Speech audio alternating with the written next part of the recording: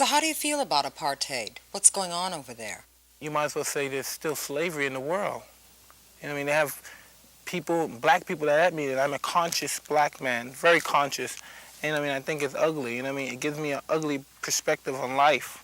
I mean, that we, the strongest country in the world, we allowed us to go on. From Global Vision, a survey of news from Southern Africa. The Protection of Information Act threatens journalists with jail. It's got nothing to do with government policy.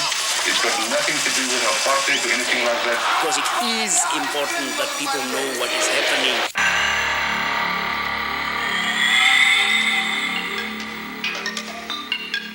South Africa Now, this week featuring these stories. In Southern Africa, a new wave of vigilante violence. The officers themselves have been targeted by bullets, tear gas, arson attacks. Last week, you met this journalist on this program. This week, her Namibian newspaper office was firebombed. Yesterday evening, I received a call from an organization which calls itself the White Wolves. They've also said that they would strike again.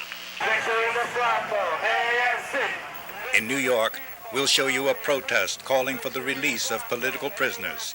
And you'll meet a South African lawyer who says there is a reign of terror.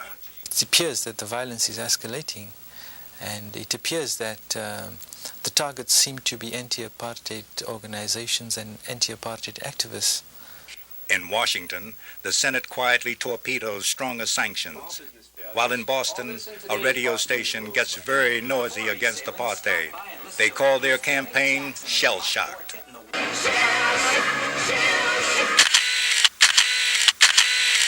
And in our culture segment, the story of an American photographer who was thrown out of South Africa. The charge, biased photo material. You're watching South Africa Now.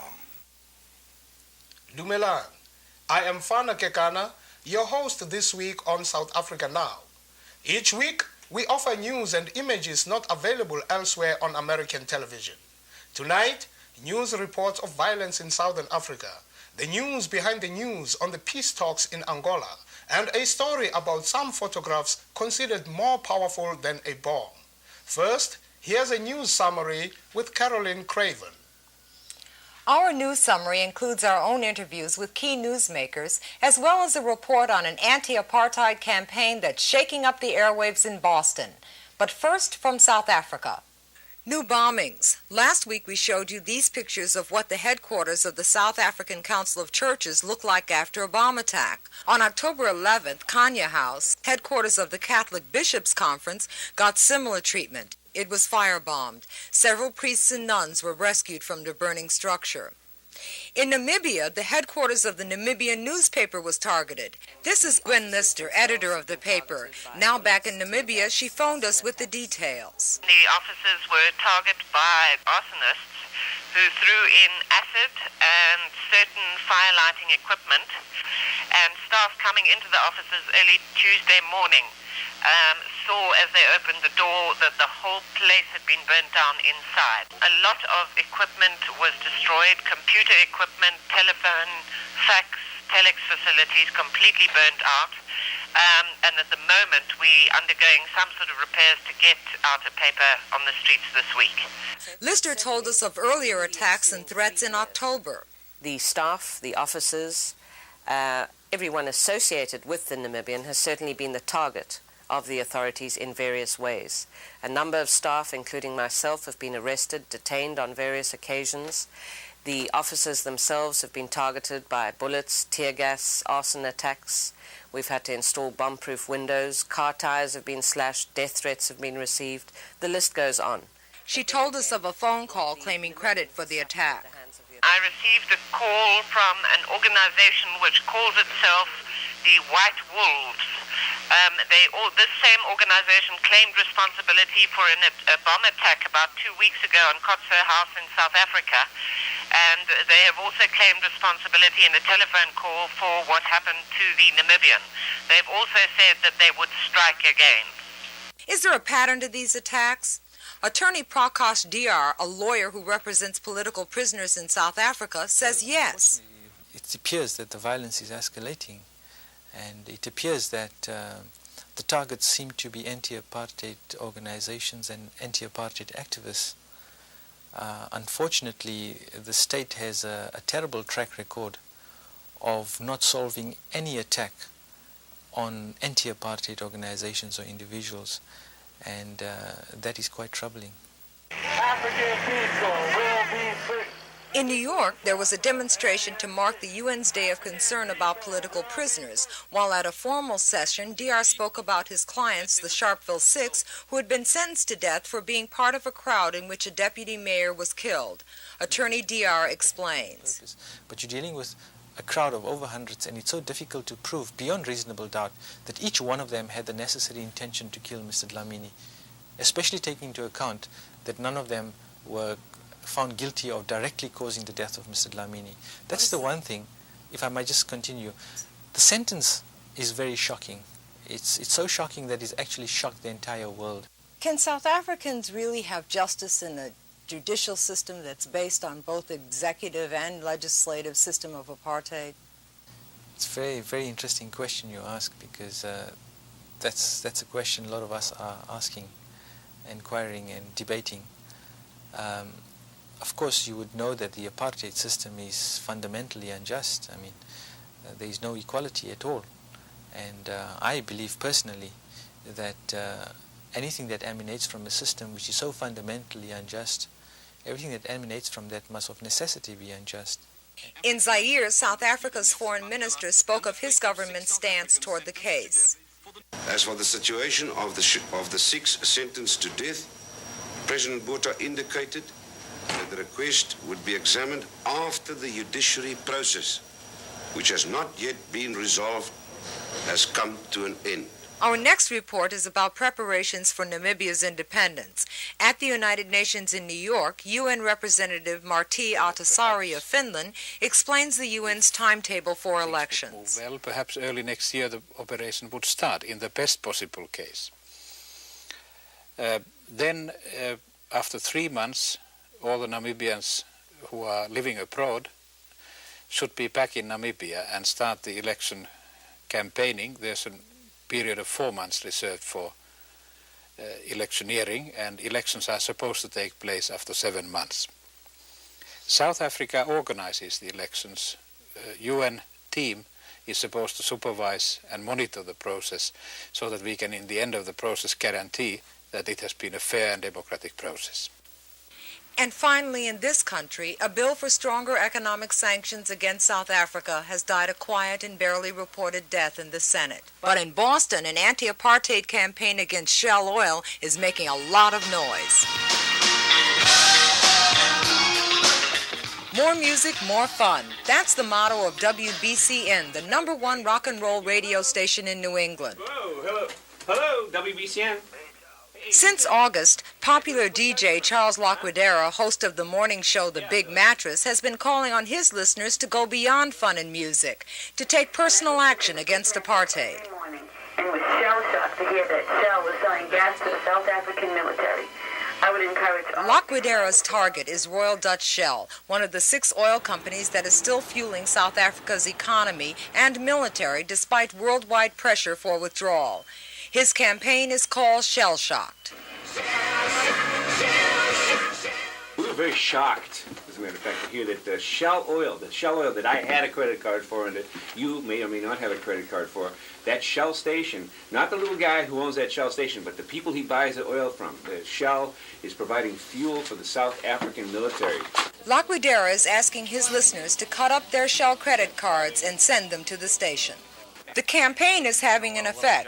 Here's Jerry Straccia, owner of a Shell station in East Boston. My experience, I've experienced a slowdown in business, mainly earlier in the morning hours when this DJ takes effect. Hello, you're on the air on WBCN. This is Steve from Wakefield, and I think apartheid stinks, and I think if Shell is doing business in South Africa, Shell stinks. That's why I sent my card in. Hello, WBCN, you're on the air. Hi, who's this? Hi, I'm Ruth Pastor from Swampscott, and I sent in my Shell credit card ripped up to BCN because I want to stop fueling South Africa, and I think that we should do everything that we can to make sure that no other big businesses go over there. The station is midway toward its goal of 1,000 responses. Supporters of the campaign include Boston Red Sox star pitcher Roger Clemens. Help end apartheid in South Africa. Cut up your Shell credit card now and send it to the Big Mattress, Box 104, Boston, 02215.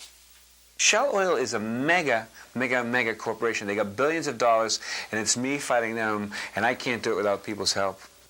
You're watching South Africa Now, the world's only weekly program featuring news, background reports, and cultural segments from Southern Africa. A program where all voices of the region can be heard. Television, a very strange, a paradoxical combination of a medium that's very powerful and yet so often is terribly superficial. It's a medium that deals with the emotions, but seldom that challenges the mind and the intellect. And I guess it's programs of this kind, and from what I've seen in America, public broadcasting, that use television at its very best, and that is to make issues both vivid, but also not to try to escape the ambiguities, the complexities, and the difficulty of an issue such as South Africa. South Africa Now not only reports the news, we also try to look at how the news about the region is being reported and sometimes distorted. This week's background report offers a closer look at the page 1 story in the New York Times of October 10th, reporting that a peace settlement had been reached in Angola. This was the story, page 1 in the leading newspaper of record. 2 days later, an editorial praised the accord, calling for an internal peace settlement inside Angola. Later in the presidential debate, George Bush referred proudly to progress on Angola. My opponent had trouble, criticized us on our policy in Angola. It now looks, because of steady negotiation, that we may have an agreement that will remove the Cubans from Angola. Yet peace in Angola may not be in sight quite yet. The New York Times story had a serious flaw. It was not fully accurate and was based entirely on a State Department leak. Daphne Pinkerson of South Africa Now tried to clarify the issue with the New York Times. We were puzzled by the story because when we spoke with the Cubans and the Angolans, they said it wasn't true, that in fact they had reached an impasse with the South Africans. Also, the State Department had repudiated the story. So I called the reporter at the New York Times, Robert Pear, who at first wouldn't talk to me. Then he called back and he said that he was going to stand by his story. He also said that he had only spoken with 2 U.S. administration officials. It's been suggested that the administration may be trying to paint a more optimistic picture than what really happened. So to pursue the facts, we talked to the other parties. The South African Embassy read us a brief news report. No final agreement has been reached by South Africa, Cuba, and Angola on a calendar for Cuban troop withdrawal from Angola. This is also what the State Department said, and I think the State Department added that a senior member of the U.S. mediating team had said that parties now understood that the time frame for total withdrawal should lie somewhere between 24 and 30 months. At the UN, Angola's Foreign Minister Van-Dunem confirmed that there is a long way to go. Contrary to the reports in the international media, there still remains a long way a long road ahead of us. What is at stake is the sovereignty, the security, and the territorial integrity of the People's Republic of Angola. The Cubans, however, agreed to sit down with us in their first TV interview on the negotiations. Well, my name is Ricardo Alarcón. I am Deputy Foreign Minister of Cuba. Ricardo Alarcón represented his country in the talks. He's upset with the New York Times coverage. There was no such a thing as reported by the New York Times. I don't know who else could have drawn such a original interpretation of what happened. There is no agreement yet. We hope that an agreement could be found in the future, but we have said time and again that we are not looking for any kind of agreement, but for the only sort of agreement that could be acceptable.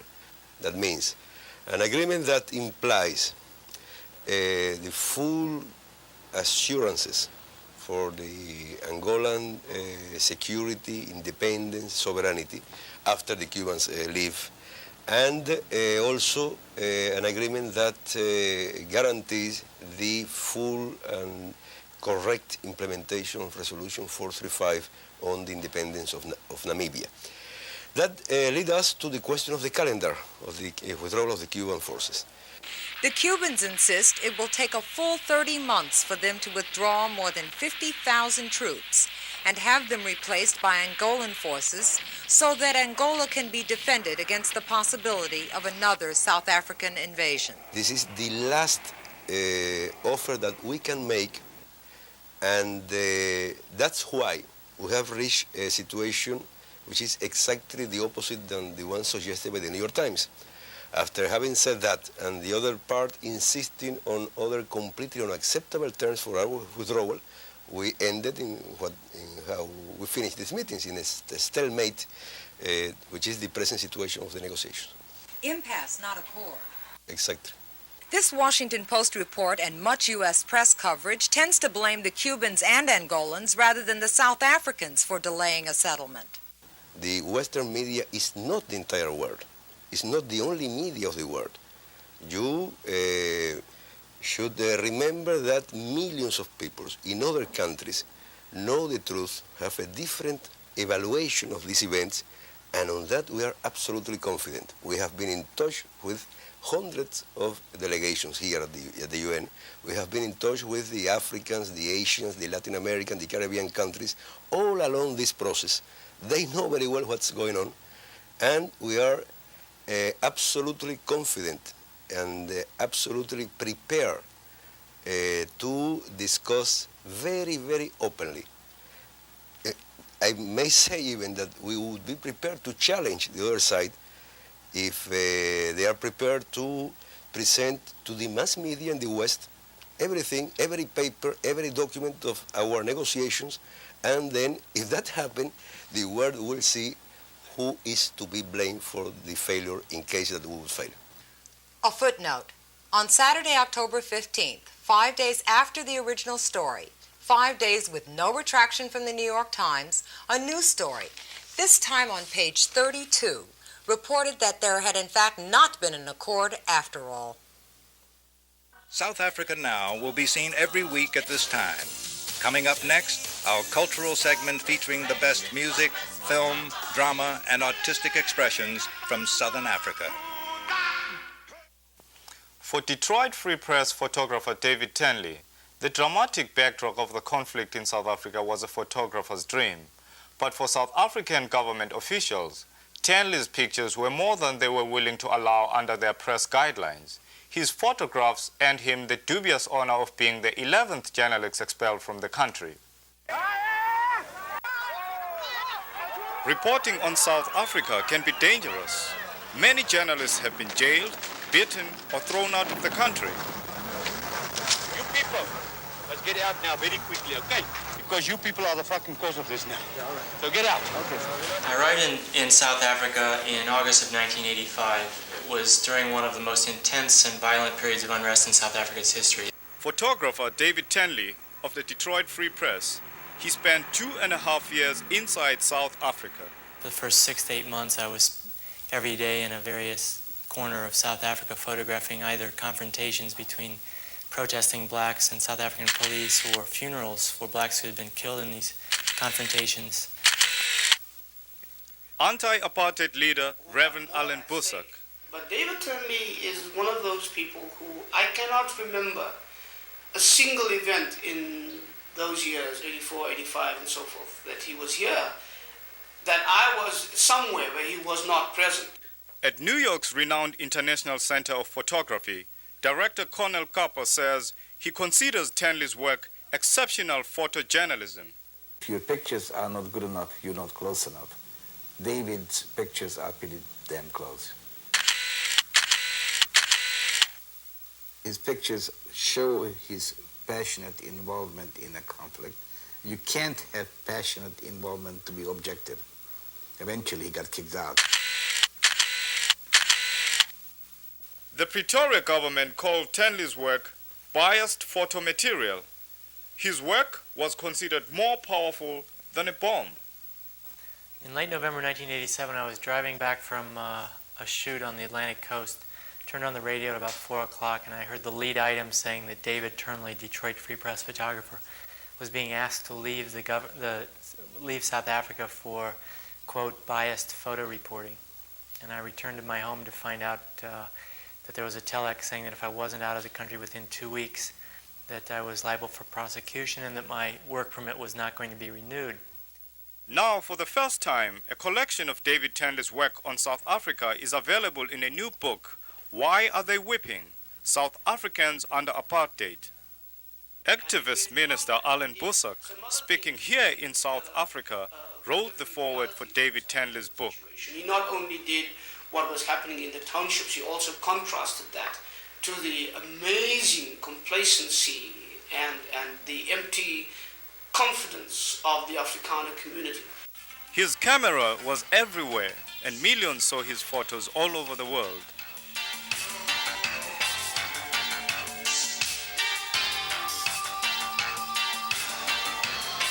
The Archbishop Desmond Tutu had come to address a crowd of very angry blacks. There had been a week of protests in this township, and many people had been killed by the South African police in clashes. And frankly, it was an incredibly tense moment for Tutu because he had really very little to tell them. One day when I was in George at that funeral, and the mob outside was already trying to get to this man, and I had to move in, David was right there from the very beginning, and he stayed. And I can remember this crowd, and the tension of the moment. It was incredible, and the anger of the people. And I was shouting, "Get me a car! Get me a car!" And David was right in front of me, and he fumbled in his pockets and gave me the keys of his rented car, and he said, "The little blue Toyota over there." But not for a single moment through all of this did he stop taking pictures.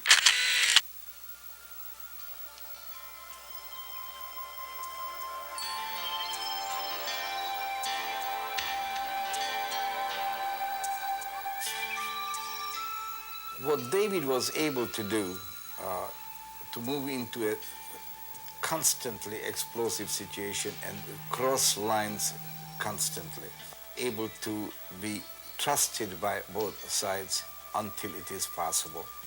And that is about the most difficult thing to do. What I wanted this book to be was something that allowed people to perhaps see, through the intimate relationships I was able to have in South Africa, the quality of life that exists there.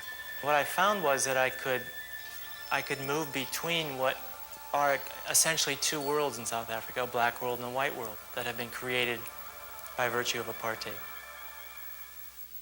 Besides his talent for dramatic reportage, Tenley's eye for color and composition earned him international recognition, including the Overseas Press Club Award for Best Photo Reporting for newspapers from abroad. But perhaps his most valued praise came from fellow photographers, including South Africa's Rashid Lombard, who admires Tenley's eye. David's images says what the people are feeling. What he was showing is the truth, is what he saw in people. It was no makeup. And that's how he's different. There are many people in that country who want to live together. Whites and blacks in South Africa share a real love for their country, a love for the beauty, a pride in their culture. And in fact, in many respects, they have a lot in common. And there are a lot of people who would like to get on and live in a harmonious situation where whites and blacks can enjoy the fruits of what is, in fact, a remarkable country.